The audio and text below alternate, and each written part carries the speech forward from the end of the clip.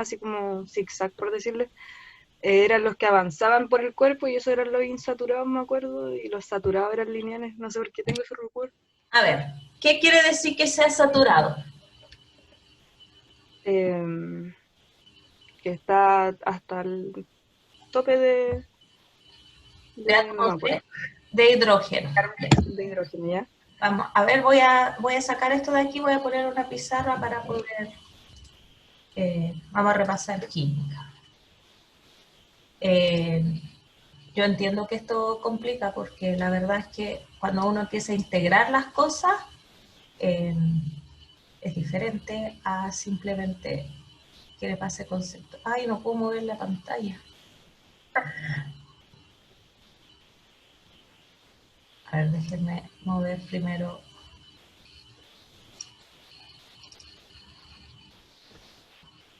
Tengo justo en el centro la pantalla y no me deja moverla. Ahí sí. Ya. Entonces, lo que le estaba diciendo, un átomo de carbono, vamos a volver, cuando la Tierra estaba caliente.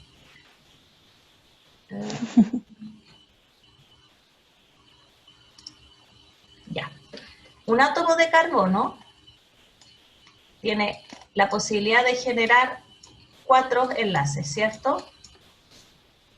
¿Se acuerdan de esto? Ya. Entonces, un ácido graso saturado, o en realidad cuando a lo que se refiere es que tiene 4 enlaces con diferentes átomos. Pueden ser átomos de hidrógeno, pueden ser átomos de carbono. Si ustedes se fijan, recuerden que esto está en el plano de la pizarra y este está hacia adelante, ¿ya? O veamos los dos que están en el plano de la pizarra para que sea más fácil, para explicar lo del cerrito.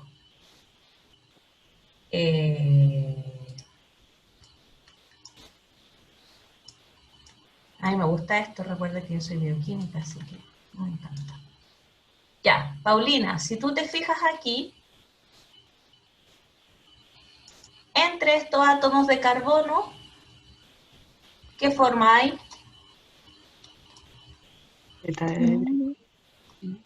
Aquí hay un átomo de carbono, aquí hay otro átomo de carbono y aquí hay otro átomo de carbono. ¿Ya? Lo que no se ve aquí es que acá, por ejemplo, hay hidrógeno hacia atrás y acá un hidrógeno hacia adelante.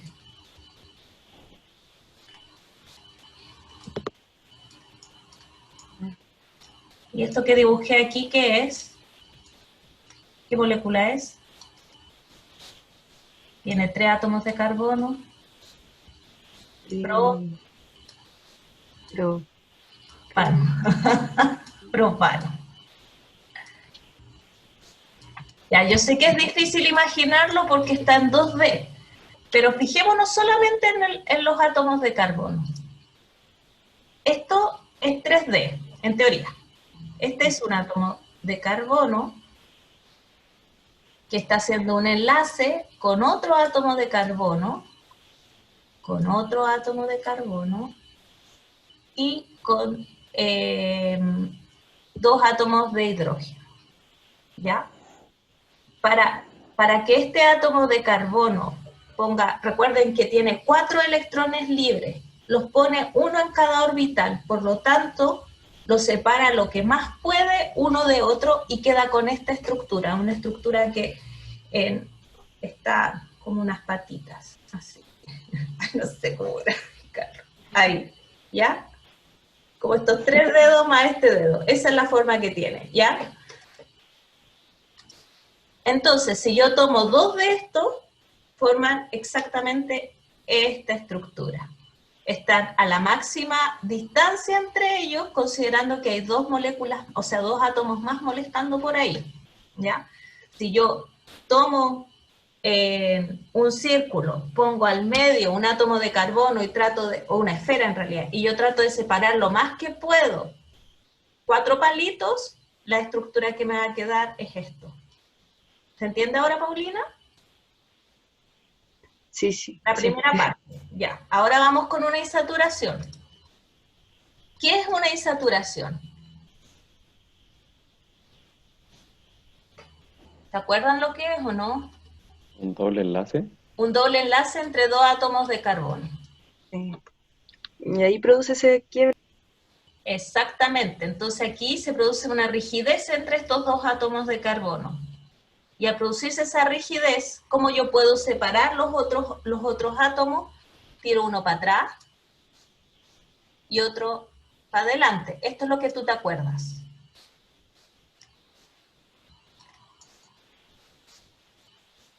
Que tú aquí ves esa separación, pero estos son los átomos de hidrógeno, y en la representación que yo estaba haciendo antes, lo único que se ve son los átomos de carbono.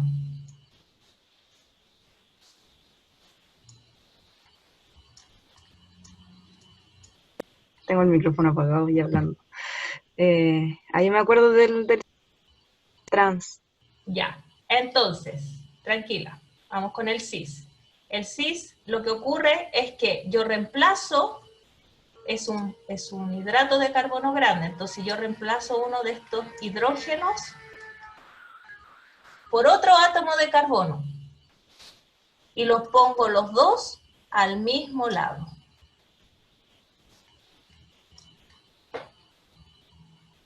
¿Se entiende? Y si yo sigo después con una saturación, este va a seguir para acá y este va a seguir para acá. ¿Ya? Por otro lado, si la insaturación es trans, lo que voy a tener es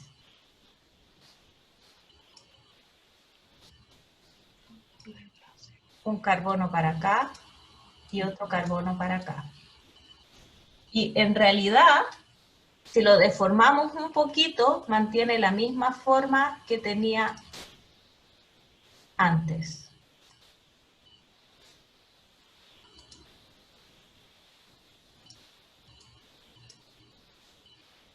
Y sigue siendo una montañita. En cambio, cuando es cis, aquí piense que sobre este puente de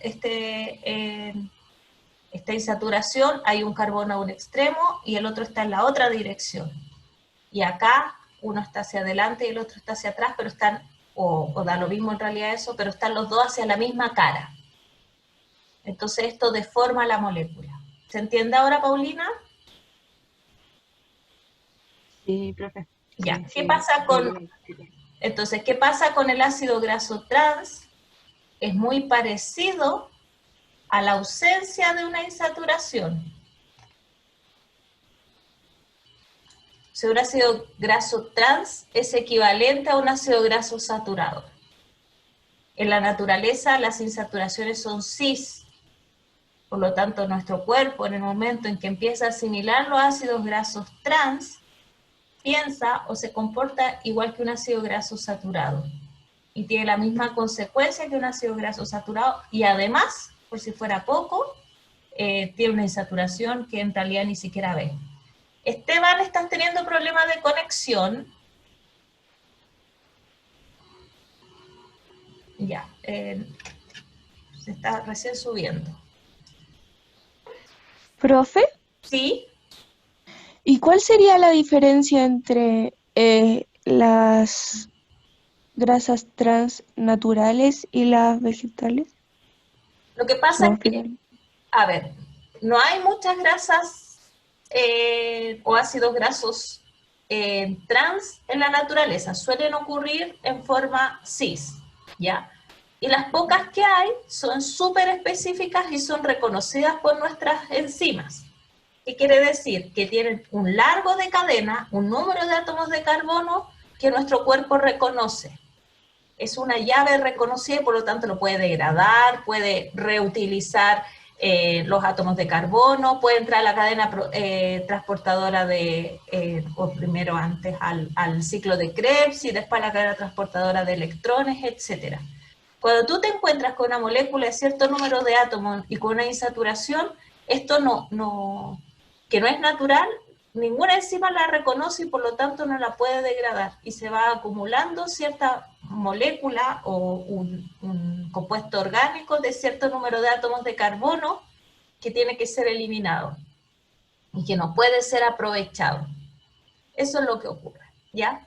Recuerden que las enzimas son altamente específicas y la aparición de un doble enlace en una enzima que tiene una cierta forma para que quepa una molécula cis, no va a caber una molécula trans, ¿ya? Entonces es lo mismo que con los preservantes. Nosotros estamos consumiendo y absorbiendo moléculas orgánicas que no sabemos eliminar, entonces tienen que pasar por el hígado tiene que hacer un gran esfuerzo y finalmente a nivel celular se empiezan a acumular y pueden ser eliminadas, pero eso hace trabajar nuestros riñones, hace trabajar nuestro hígado y a la larga pueden producirnos enfermedad. Lo que ocurre con las cosas que consumimos de naturaleza química es que a diferencia de lo microbiológico, que si tú te comes un patógeno hoy día en la tarde o mañana te enteras.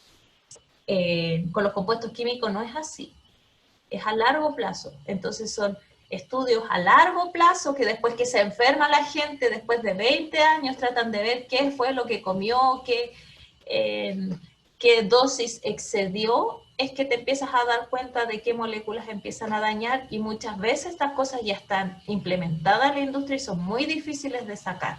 Hay que negociar. Hay que negociar y hay que llegar a consensos. No sé si han visto Cosmos. Sí. Ya, para mí es una de los documentales más entretenidos. Es súper Me entretenido. encanta. A mí también me encanta. Bueno, hay uno de los capítulos donde hablan de la incorporación de plomo a los combustibles fósiles, a las bencinas. Véanlo, se los recomiendo. Y eso es un claro indicativo de cómo funciona la ciencia asociado a la salud pública y a los poderes políticos. El plomo se le incorporaba, no sé si se han fijado que ahora la gasolina dice sin plomo. ¿Se han fijado? Yo no sé si ustedes lo saben, pero es que hace un tiempo atrás empezó a cambiar esto. Hace muchos años, ustedes probablemente no habían nacido o eran muy chicos como para tener conciencia de eso. Pero la gasolina antes tenía plomo. El plomo le da cierta estabilidad y impide que sea tan combustible, ¿ya? Entonces no explotan los vehículos cuando se están cargando de bencina. Y es barato el plomo, no hay ningún problema. Y un tipo, que no me acuerdo su nombre porque soy horrible para los nombres, descubrió que el plomo producido en la refinería de petróleo y en realidad en los combustibles de los vehículos era dañino, que estaba tan esparcido por todas partes porque él estaba haciendo una técnica para medir en el agua, ponte tú, los compuestos que estaban. Y todo tenía plomo. Cada cosa que metía tenía plomo. No sabía por qué aparecía tanto plomo, si el plomo se sabía que era tóxico en cierta concentración. Entonces empezó a hacer una sala aislada, empezó a poner filtros, se puso paranoico, casi se vuelve loco, y se dio cuenta que en realidad estábamos siendo envenenados por plomo y que la fuente de eso había sido el uso de plomo en los combustibles. Como lo investigó, fue viendo la acumulación en el lecho marino de plomo, y cuando comenzó a aumentar, ustedes saben que si yo tomo una sección transversal del mar hacia abajo, yo puedo ir datando fecha por fecha. Igual que en la Tierra también se puede hacer, o en el hielo. Y él lo que veía es que el plomo empezaba a aumentar cuando empezaron a ocupar los combustibles. Entonces él puso